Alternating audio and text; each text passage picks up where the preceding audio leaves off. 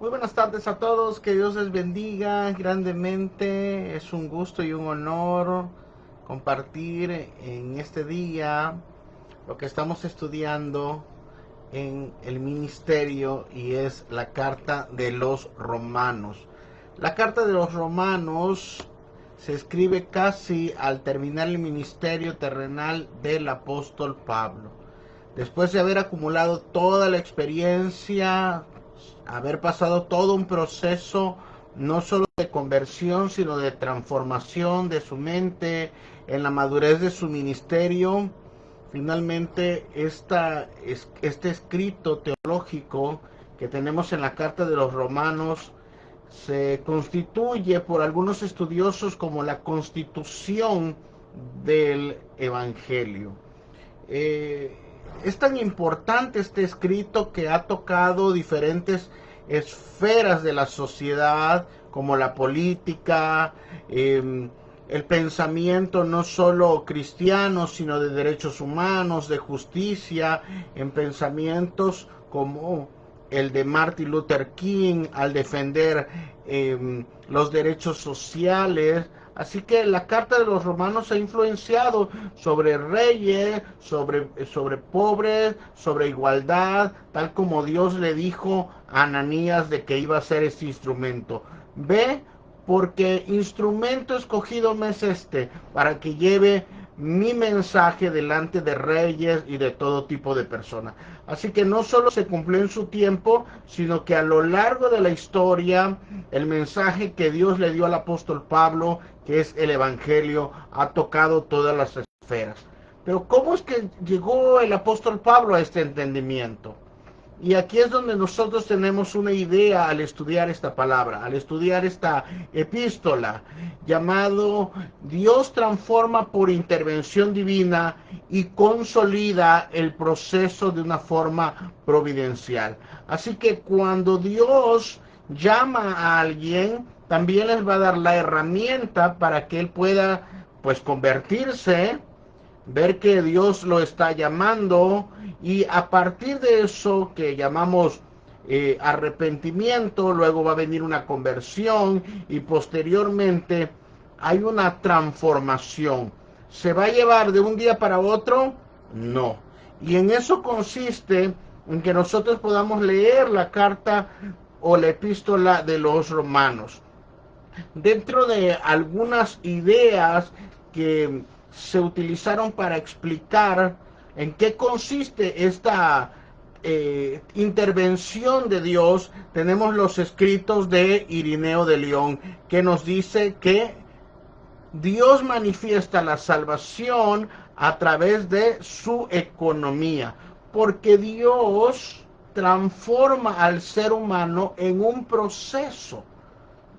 Aunque él puede hacerlo de forma instantánea, no todas las etapas dentro de la salvación se dan en un solo tiempo, sino que la conversión se lleva a cabo de forma instantánea y el ser transformados a darnos un cuerpo incorruptible será de forma instantánea, ya sea en el arrebatamiento o en la segunda venida de él, donde los cuerpos serán levantados y transformados y no habrá corrupción ya dentro de nosotros. Nosotros como creyentes tenemos una vida. Muchos de nosotros, muchos de los que me están escuchando, se han convertido, han escuchado el Evangelio, están comenzando a vivir la vida cristiana, que es el arrepentimiento y saber que todos somos pecadores. Y a partir de eso, el arrepentimiento viene para cambiar nuestra forma de pensar y luego convertirnos, porque no solo es entender que estamos equivocados, que la forma en que estamos actuando es incorrecta. Ese solo es la primera etapa. La conversión es cuando uno da un giro de 180 grados. Y entonces se dirige al lado contrario. Si vamos hacia el lugar de perdición, ahora nos dirigimos a encontrarnos con nuestro Señor y nuestro Salvador Jesucristo. Así que hoy quisiera que platicáramos o reflexionáramos un momento con respecto a la gracia. El cristiano no podrá desarrollarse en esta cadena soteriológica de la salvación, que es la conversión, la santificación y la transformación, si no es por este elemento, si no es por este regalo llamado gracia. La gracia es el don de Dios que Él nos otorga, le otorga al pecador, no por recompensas humanas, no por un mérito propio, sino porque Dios así lo determinó por medio del Espíritu Santo para que el hombre llegue al arrepentimiento. Sin la gracia de Dios, el hombre no puede alcanzar la salvación. Es el medio que Dios utiliza, la gracia en el corazón del hombre por medio del Espíritu Santo, en la vida de cada creyente que se va a ser transformado mediante ese proceso de santificación. No se puede llevar a cabo por su propio mérito, por su propia fuerza.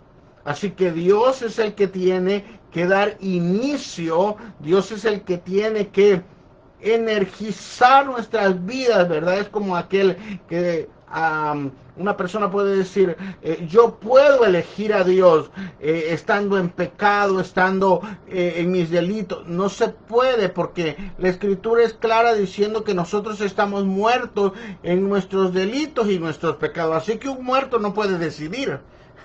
Tiene que revivirlo Dios. Dios tiene que dar el primer paso para que el hombre, una vez en esa condición, pueda recibir o rechazar la gracia de Dios, que será el medio que Dios utilizará por el Evangelio para que pueda llegar a cabo la salvación. Así que, ¿cómo recibimos esta gracia? Sé que la gracia de Dios está operando ya en todo creyente.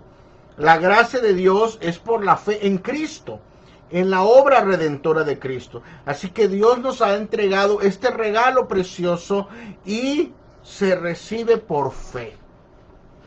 Usted, que probablemente ha recibido muchos obsequios a lo largo de su vida,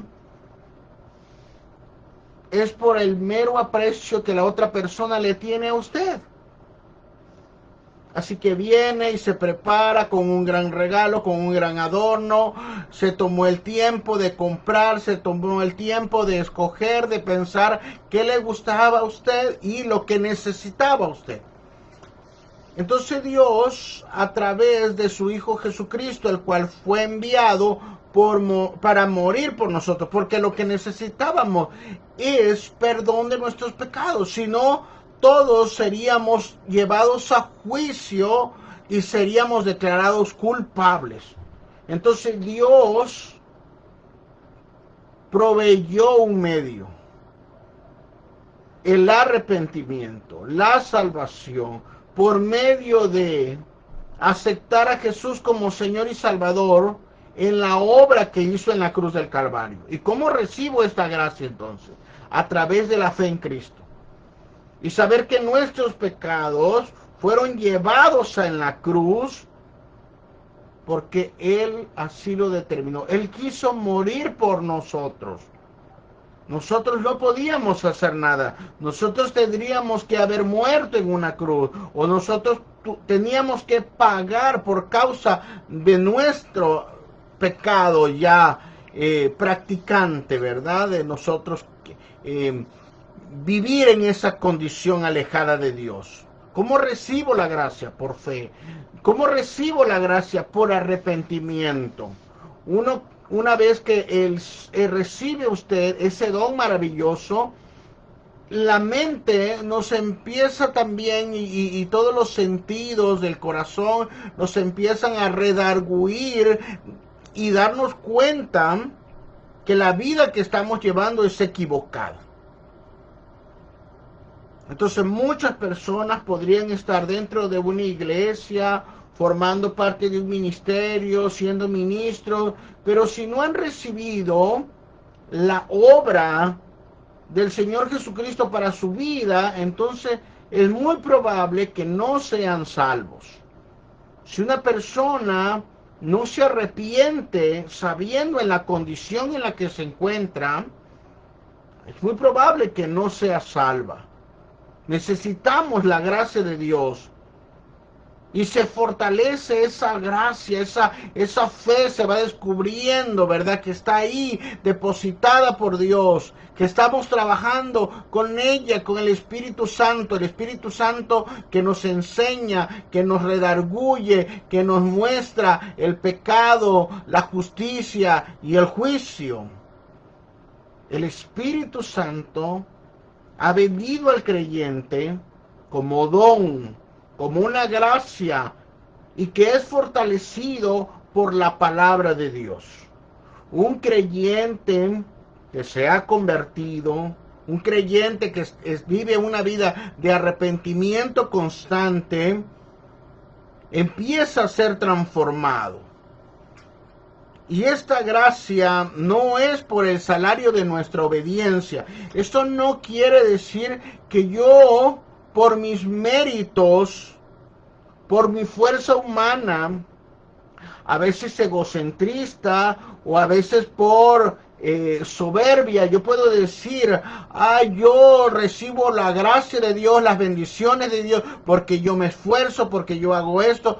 Y es que Dios mismo puso el querer como el hacer. Dios pone algo en nosotros para poder realizarlo, para poder entender las áreas que estamos deficientes. El mensaje del Evangelio, el Espíritu Santo, la palabra de Dios, la oración, constantemente están haciendo que un creyente, su mente se esté renovando. Pero la obra redentora de Cristo fue la que Él hizo en la cruz del Calvario, y nosotros somos guiados siguiendo ese ejemplo. No nuestras fuerzas, no nuestros méritos, no nuestros dones, no nuestros carismas, sino la obra de la gracia de nuestro Señor Jesucristo. Y en eso es una gracia inmerecida. Así que hay dos palabritas aquí en Hebreos, que es la palabra en Ihanam, que significa favor inmerecido. Eso es gracia. ¿Por qué tenemos todo lo que tenemos? Es un favor inmerecido. Nosotros no tuvimos nada que hacer. O sea, alguien tiene un don artístico, alguien tiene un talento desarrollado para hacer manualidades, para poder hablar, para poder producir dinero, para poder hacer negocios. Y es un don que Dios puso en el corazón de las personas. Sé que muchas personas dicen que, pero yo me esfuerzo, sí, pero Dios fue el que te dio ese don inmerecido para que nosotros pudiésemos ser o desarrollarnos al mundo el cual nos enviaría, porque cada uno tiene un propósito.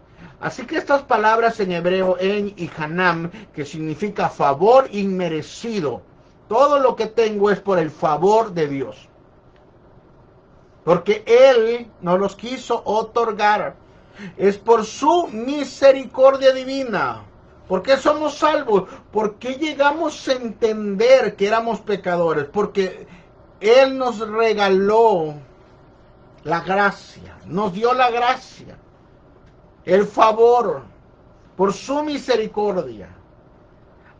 Hemos recibido la gracia de Dios. Recibir la gracia es cuando una persona acepta a Jesús como Señor y Salvador. No es solamente llorar un día, un domingo, una vez que nosotros nos congregamos y sentimos que somos pecadores, pero seguimos nuestra vida igual. No, eso se llama ser en el remordimiento, tener remordimiento, pero no es ser redarguidos. Ser redarguido es cuando uno dice, tengo que cambiar mi mente. Tengo que reemplazar esto que estoy haciendo equivocado y hacerlo de otra manera, tal como dice la palabra de Dios. Y ahí hay un arrepentimiento, porque hay un reemplaza, ¿verdad? Lo que uno piensa, lo que uno cree, lo que uno imagina, los paradigmas se rompen y entonces establecemos como patrón la palabra de Dios. Y cuando nosotros lo empezamos a practicar, solo ahí hay una conversión. Antes no, solo se puede quedar con buenas intenciones. En griego, para gracia, la palabra es charis.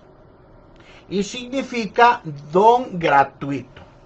Usted ha recibido el don gratuito de la salvación. Dios le bendiga. Estamos en el reino de Dios. Somos hijos de Dios. A todos los que recibieron el charis, a todos los que recibieron el don, a todos los que recibieron la gracia, les dio potestad de ser llamados hijos de Dios. Llegamos a ser hijos de Dios por la gracia del Padre, por la obra y la muerte y la justificación en nuestro Señor Jesucristo. Llegamos a ser salvos por el Espíritu Santo que nos redarguye y nos justifica. ¡Qué preciosa gracia! El Padre te dio esa gracia de enviarnos a su Hijo. El Hijo dio su vida por expiación por nuestros pecados. Y el Espíritu Santo no se irá hasta que complete toda la obra y la novia de Cristo sea purificada. Es la gracia de Dios tocando a la iglesia, no por fuerza humana, sino en el poder del Espíritu Santo, en el nombre poderoso de Jesús. Así que cuando un creyente se convierte y empieza a mirar de forma diferente, empieza a cambiar estructuras, ideas de su mente, dice Romanos 11. No os conforméis a este siglo. No nos conformemos, sino renovaos el espíritu de nuestro entendimiento, para que podamos conocer la buena, agradable y perfecta voluntad de Dios. Así que Dios nos llama soberanamente. Cuando Él quiere, utilizará los medios que quiere. Utilizará las circunstancias para que podamos acercarnos a Él. Pero de que funciona, funciona. Usted y yo hemos alcanzado la salvación no porque un día decidimos buscar a Dios, sino porque Él nos encontró. Y fue eficaz. Fue voluntad de Dios revelarnos esta gran obra y gracia y favor para poder ser salvos. Pero no se va a quedar ahí. No es que una persona llegó un día a una congregación o le predicaron el evangelio y renovó su mente, se arrepintió, se dio cuenta que iba en el camino equivocado y él dice, hoy voy a hacer las cosas diferentes. Porque es muy probable que al siguiente día empiece a hacer las cosas como aprendió toda su vida. Él ha nacido de nuevo, pero empieza un proceso llamado santificación, que es la obra del Espíritu Santo en nuestras vidas. Es el Espíritu Santo aquel que está trabajando en el corazón de cada creyente, renovando su mente, enseñando al pueblo de Dios. Lo hace a través de diferentes medios, a través de la gracia, los dones, los carismas que Él entrega, pero también a través de mucho sufrimiento a veces, a través de la palabra de Dios, a través de las pruebas, a través de los procesos formativos pedagógicos que Él tiene. Es decir, cuando a veces nos equivocamos, sí, desviamos el camino y a veces nos va equivocado, nos va mal en el camino, en la decisión que tomamos, y eso lo ocupa el Espíritu Santo para poder enseñarnos que sin Dios nada podemos hacer. Entonces regresamos como el hijo pródigo, derrotado, con tantas heridas, a veces emocionales, a veces ataduras, pero venimos con esa actitud de decir, Señor, he pecado. Ahí hubo un arrepentimiento, hubo una conversión, porque dice, me levantaré de aquí e iré a la casa de mi padre. Entonces, ¿qué hubo ahí? Un arrepentimiento, una conversión. Pero ya no queda uno igual, sino uno ahora valora la obra que ha hecho Jesucristo por nosotros. Entonces decimos, no lo voy a volver a hacer, porque aquí estoy bien en la casa de mi padre, dijo el hijo pródigo. En la casa de mi padre hay muchas moradas y hay mucho de comer, hay muchas bendiciones, y yo estoy aquí con los cerdos. Entonces, la pedagogía de Dios no nos va a obligar, pero sí nos va a enseñar por el Espíritu Santo y por la palabra cuál es la buena, agradable y perfecta voluntad de Dios. Y entonces nosotros, delante de nosotros, pone el bien y el mal, la vida y la muerte, la bendición y la maldición. Yo, dice la Escritura en Deuteronomio, te pido, te recomiendo que elijas lo bueno. Pero nosotros a veces elegimos lo malo. Nos va mal. Salimos derrotados, heridos. La pedagogía de Dios nos enseña. La gracia de Dios nos consuela, nos da otra oportunidad y regresamos. Y cuando una persona ya no vuelve a caer en lo mismo, aprendió. Pero la que nos restauró, la gracia de Dios. Porque Dios no desechó, sino dio otra oportunidad. Y eso hace que el creyente sea santificado. Cuando una persona ya no corre hacia ese pecado y uno está consciente de decir, la última vez que hice o desobedecí en este principio, me fue muy mal. Quedé herido, quedé dañado, abrí puertas, ya no lo voy a hacer. Entonces esa área de su vida se regeneró en su mente y se regeneró en su corazón. Pero si una persona persiste en el pecado, cada vez el dolor se manifiesta en una temporalidad mayor. Y no significa que la gracia de Dios no está ahí, sino que a veces nuestro corazón necesita mayor trabajo. No es lo mismo una casa, ¿verdad?, que constantemente se está limpiando todos los días, un día sí, un día no, y encuentra polvo, encuentra telaraña por ahí, encuentra a lo mejor un insecto por ahí pequeño, pero está limpiando todos los días. Pero si usted deja su casa 6 meses, un año abandonada, es muy probable que crezca el césped descontrolado, las alimañas se vuelvan más grandes, las telarañas cubran ciertas regiones de su casa, la instalación eléctrica, la pintura se deteriore, hay humedad y puede haber un deterioro mayor.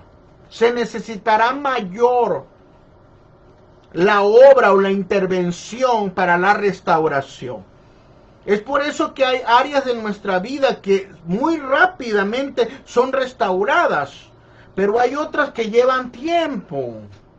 No es lo mismo una persona que fue ofendida porque alguien no quiso hablarle, lo traicionó, le cambió a lo mejor, le ganó el trabajo o cosas así que son cotidianas. Alguien le levantó la voz, se ofendió, claro. Pero no es lo mismo una persona que fue abusada. No es lo mismo una persona que recibió golpes, maltratos, humillaciones, vejaciones. Una persona que pasó un divorcio, una persona que vivió en chantaje constante, una persona que fue herida emocional o espiritualmente, aquellos que fueron manipulados. Entonces, el deterioro en las áreas de nuestra vida son cada vez más profundas. Y el Espíritu Santo tomará el tiempo de trabajar en esa persona y por su gracia. Nosotros a veces no permitimos que el Espíritu Santo trabaje en nosotros. Y Él es una persona, es la persona de Dios que está restaurando cada área de nuestra vida. Y a veces Él restaura una área, nos enseña una área, nos muestra un deterioro y nosotros persistimos en el pecado. El ejemplo de Israel está claro en el libro de los Jueces. Cuando llegaron a la tierra prometida, una tierra que les dijo el Señor que sería de una tierra que fluye leche y miel. Un área, un territorio muy fértil, donde vivían los gigantes, se alimentaban de ellos, las casas ya estaban hechas, todo estaba hecho. Pero tan pronto muere Josué, la Escritura nos dice que el pueblo de Dios hizo lo malo. Y nuevamente dice, el pueblo de Dios hizo lo malo. Y regresó a la idolatría. ¿De dónde había salido? De la idolatría de Egipto. De la idolatría en el desierto. Entonces a veces Dios nos da su gracia, su favor, nos ayuda, nos restaura, nos da bendiciones, pero regresamos a lo mismo. Y uno puede decir, pastor, pero yo me voy a arrepentir el próximo domingo. Sí, pero el deterioro, se va deteriorando nuestro corazón. E hicieron lo malo delante de Jehová los hijos de Israel. Y aquí está la consecuencia. Siempre hay una consecuencia. El pecado siempre trae consecuencia. Hicieron lo malo y fueron llevados cautivos. Dios quería que vivieran en la bendición, pero ellos por causa de despreciar, de menospreciar la gracia. Hay menosprecio cuando una persona regresa a hacer lo mismo, sabiendo de Dios, dónde Dios los sacó. Dios los sacó de alguna enfermedad autoinfringida muchas veces. Y regresa. Dios los sacó de ciertos vicios, de ciertas amistades que los golpeaban emocionalmente, verbalmente. Y regresan las personas a ese mismo lugar. Dios los había sanado, Dios les había permitido que perdonaran. Pero así como dice el apóstol Pedro, como el perro que vuelve a su vómito, así es la persona que menosprecia la gracia. Dios estuvo en toda la disposición enviar a su Hijo amado, pero nosotros menospreciamos este don precioso llamado gracia. Pero aquellos que atesoran la gracia del Señor, porque la gracia es el favor inmerecido de la salvación. Es como aquella persona, dice, que encuentra una perla de gran precio y vende todo lo que tiene y atesora y guarda celosamente. Hermano, cuando tú y yo entendemos por la gracia que la salvación fue tan costosa que solo gratis la pudimos recibir, que no es por nuestros méritos, uno descansa. La obra de Cristo es más que suficiente, pero yo tengo que cuidarla. No tengo que menospreciarla. Yo tengo que perseverar en esta gracia. Y no es por obra que soy salvo, hermano. No hago las cosas, no predico para alcanzar salvación. Yo no hago ministerio para poder tener un galardón más grande de Dios. Digo, hablando en términos humanos, como para ganarme ese favor de Dios. No, hermano, el don ya nos fue entregado. Entonces, ¿por qué servimos? ¿Por qué perseveramos? ¿Por qué buscamos? Porque la gracia de Dios la valoramos. ¿Cómo voy a querer regresar al mundo, vivir una vida perdida? Si Él ya nos lavó, nos limpió. La gracia está operando en cada creyente por medio de la palabra de Dios. Por eso un creyente que se ha convertido de verdad es llevado por el Espíritu Santo a escudriñar la palabra.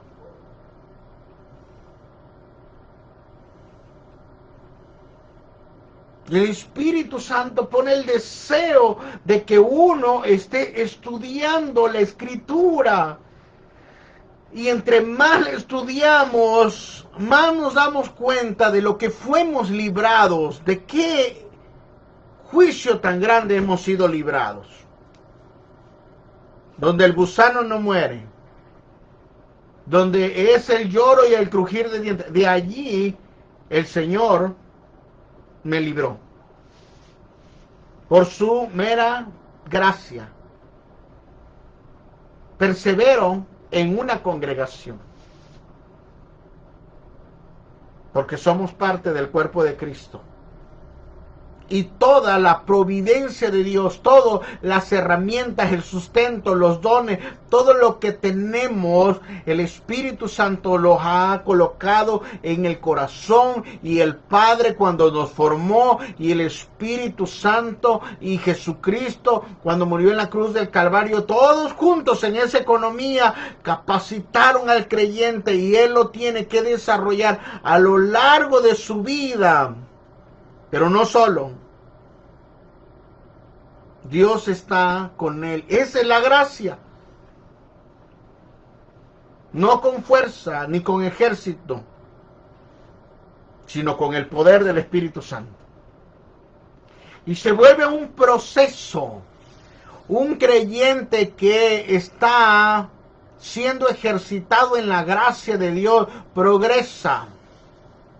Y no solo en la parte económica, progresa en su carácter, progresa en lo que Dios está formando en su corazón.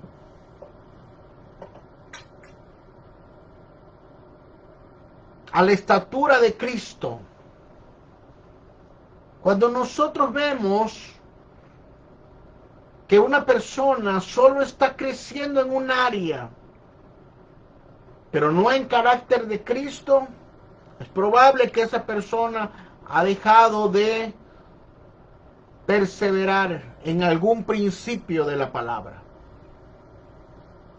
Porque esta formación es por medio de él, es el gran paracletos, el gran pedagogo. Dice, porque Dios es el que produce el querer como el hacer, por medio del Espíritu Santo. Es el proceso formativo, no es algo mental, ni es algo robótico, sino que es un proceso en el cual va transformando el corazón del creyente. ¿Y quién es el que está trabajando en esa remodelación? El Espíritu Santo, santificando a cada creyente que fue salvo en la obra de la cruz del Calvario. ¿Cómo tiene que quedar la casa? Porque una persona puede decir, aquí yo tengo los planos de cómo yo quiero que quede mi casa. Y todas las vidas tienen el mismo modelo. Todos, por ejemplo, cuando hay una franquicia, vamos a hablar en esos términos, todas las franquicias establecimientos se parecen a la central. Hablando en términos de la formación de un creyente, ¿a quién nos tenemos que parecer? Nos tenemos que parecer a Cristo. Segunda de Corintios 3:18 nos dice, la transformación a la imagen del Señor ocurre por el Espíritu Santo. Porque es esa gracia de Dios operando en nosotros. Por eso dentro de la iglesia, nuestro trabajo es que el creyente se desarrolle y tenga esa conciencia. Efesios 4 del 11 al 13 dice, y él mismo, hablando de Jesucristo, él mismo le dio esta gracia.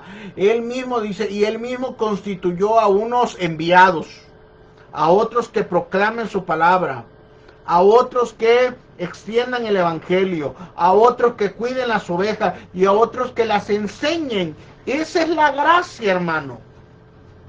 Claro que ahí dice diferentes actividades que hacen los ministerios, apóstoles, profetas, evangelistas, como un título, pero en realidad lo que tienen que hacer es una labor, es un don, es una gracia que el mismo Jesucristo nos ha entregado, no para enseñorearnos de las personas, sino para que las personas puedan ser desarrolladas, para que las personas puedan ser enseñadas en esa conciencia de que estamos siendo procesados a la imagen de nuestro Señor Jesucristo.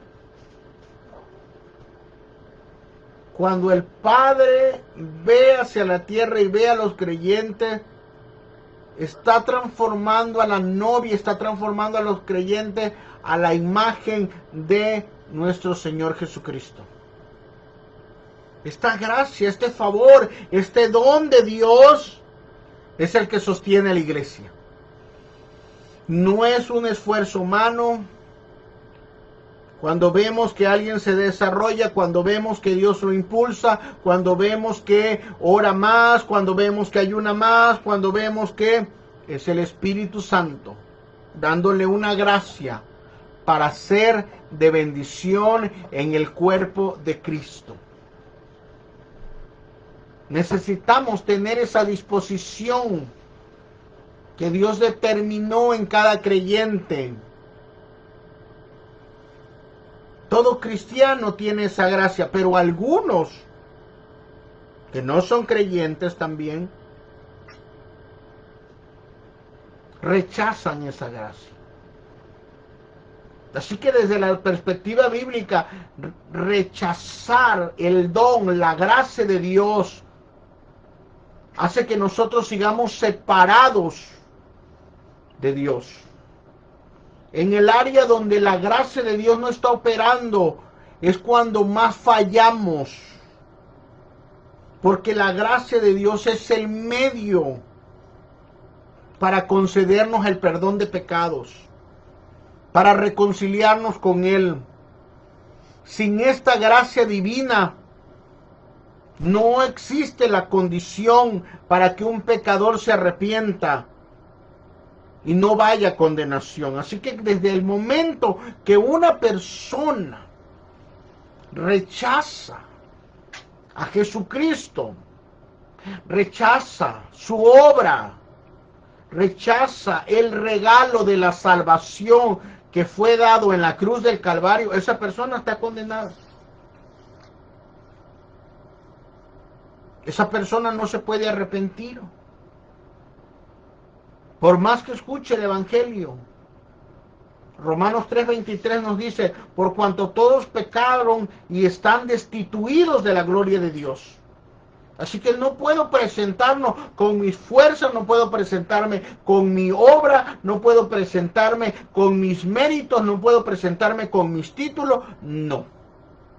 Puedo presentarme con la gracia del Señor, del Señor Jesucristo.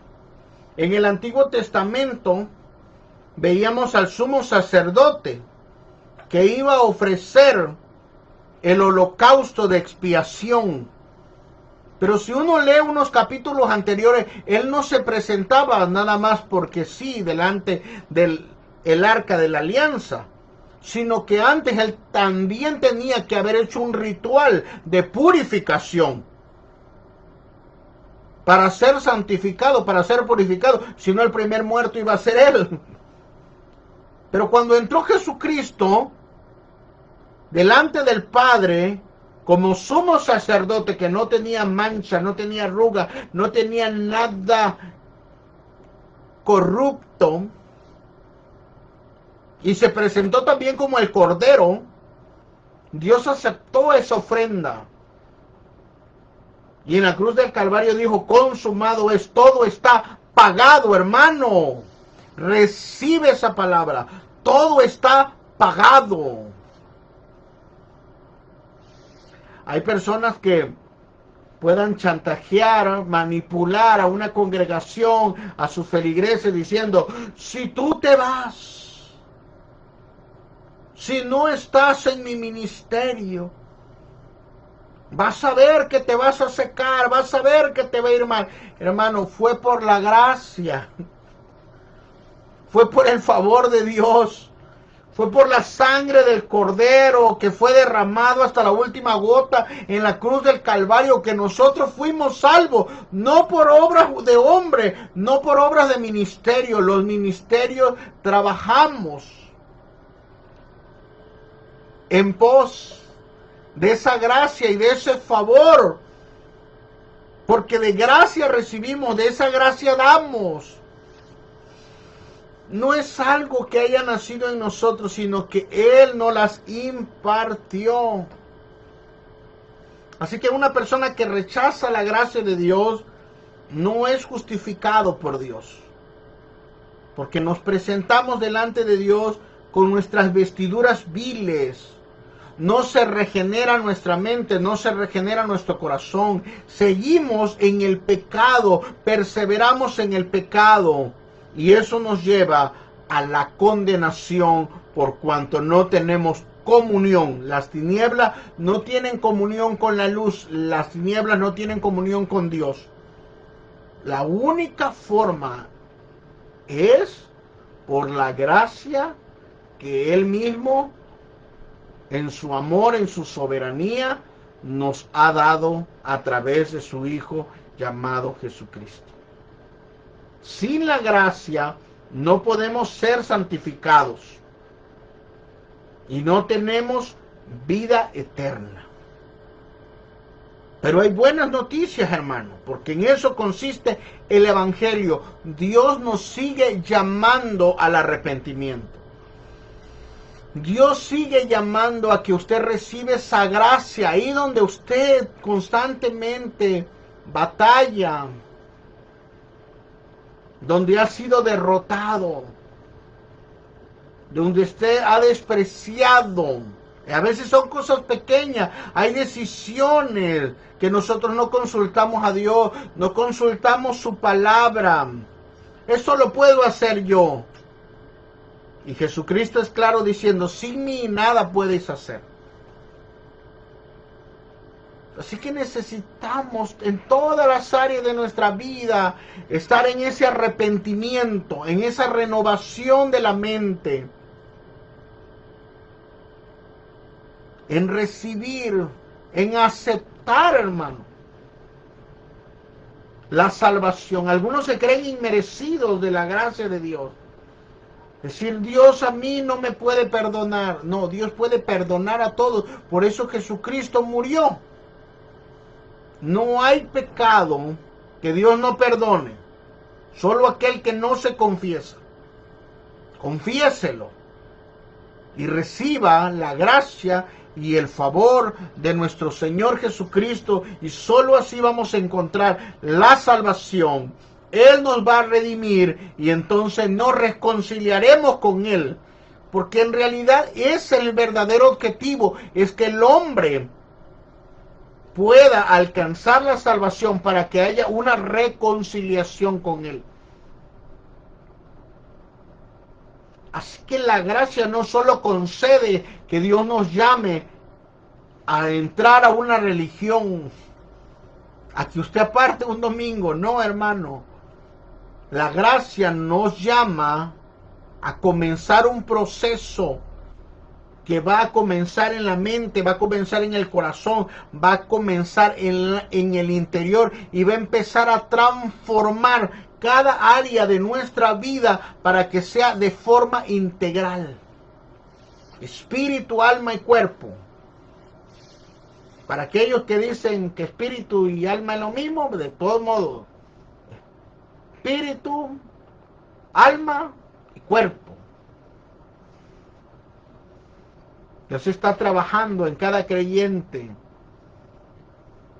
Efesios 2, del 8 al 10 dice, cierra el marco de la gracia y el proceso al afirmar que la salvación es por gracia, por medio de la fe y no por obras. Pero añade que somos hechura suya, creados en Cristo Jesús para buenas obras. Así la gracia de la salvación también es diseñada para ser formados integralmente en esa justificación gratuita y en esa santificación en el proceso de la redención. Los padres de la iglesia sabían esto. Los reformados sabían esto. La gracia no es por mérito humano, pero cuando una persona redarguido dice, Señor, estoy aquí y he hecho lo malo delante de los hombres, he hecho lo malo delante de ti. ¿Cómo no lo vi antes? Yo me arrepiento. Solo ahí inaugura el proceso de la salvación. Y comenzará el proceso de la transformación, el proceso pedagógico que persevera un creyente de una forma soberana. Es Dios trabajando en sus vidas, proveyendo todos los medios, proveyendo todas las personas. Cada milagro que ocurre en tu vida es para que podamos entender que Dios está ahí como Padre, que está ahí como Hijo, para que nosotros podamos entender que nada podemos hacer sin Él. Cada don, cada revelación, cada entendimiento, cada iluminación de la palabra, es porque el Espíritu Santo está ahí. Y el método pedagógico que a veces Dios permite que suframos por causa de nuestras decisiones, está transformando al creyente de una forma continua. La gracia que llama es eficaz. Y es la misma que está santificando al creyente progresivamente y en la disciplina de Dios. Sí hay una disciplina. En la prueba Dios nos va a enseñar primero y luego nos va a enviar a la prueba. En el proceso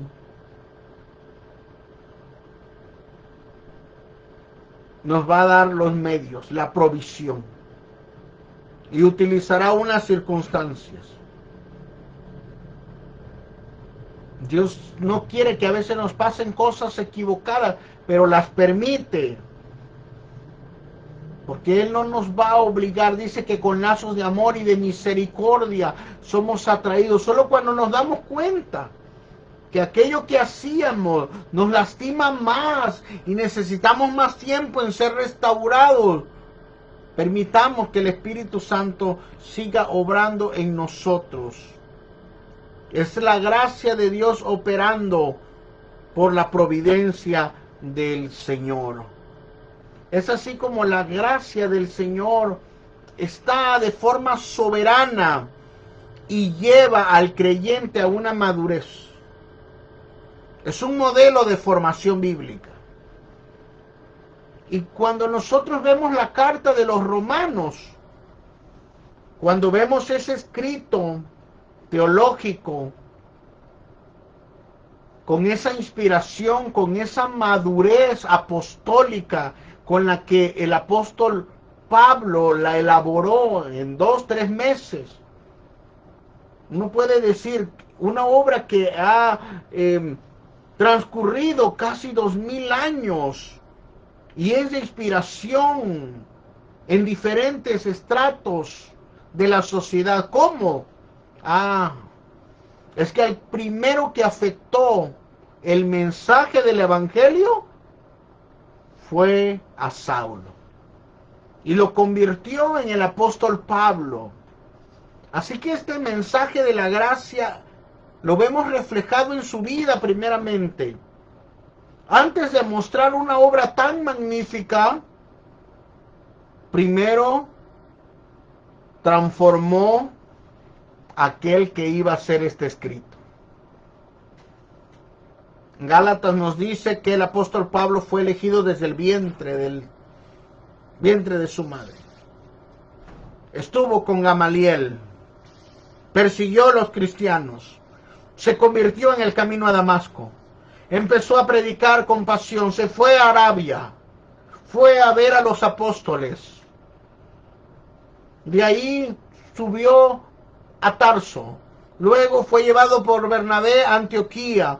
Luego en Hechos capítulo 13, el Espíritu Santo dice, apártame a Bernabé y a Saulo para la obra del ministerio. Luego empieza su primer viaje misionero, regresa y da cuentas, va al concilio apostólico. En Hechos capítulo 15, ya es presentado con los apóstoles, ya tiene peso, ya tiene madurez, ya los apóstoles lo reconocen, los que estuvieron con Jesucristo reconocen que hay una gracia especial para que Él predique a los gentiles. Comienza el segundo viaje misionero, comienza el tercer viaje misionero. Probablemente hubo un cuarto viaje misionero, no está registrado en el libro de los Hechos.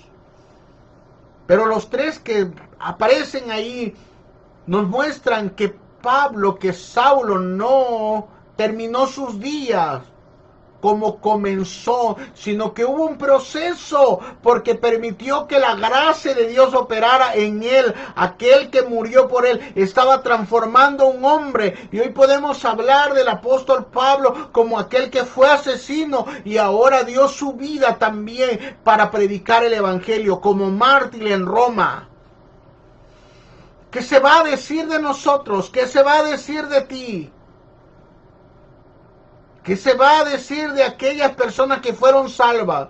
¿Llegaba a una iglesia, llegaba y tenía una religión? ¿O dirán, el evangelio lo transformó? Sí, hizo muchas cosas, pero un día el evangelio llegó a su vida, el evangelio llegó a su casa, el evangelio llegó a su familia, y él se aferró a esa idea, y ella se aferró a esa idea de que Dios lo había perdonado, y perseveró en esa gracia, y cambió, y fue transformado, y predicó el evangelio, y hubieron milagros, y hubo provisión, y todo lo que hacía estaba enfocado en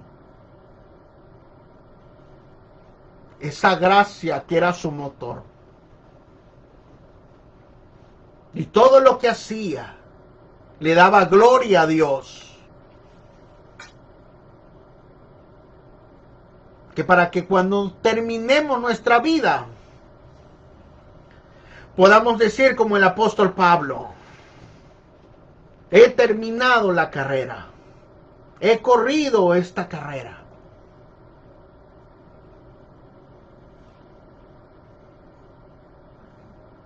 ¿Podremos decir así?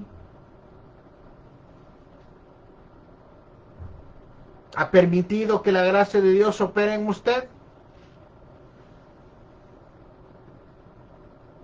¿O sigue dejando que pase el tiempo?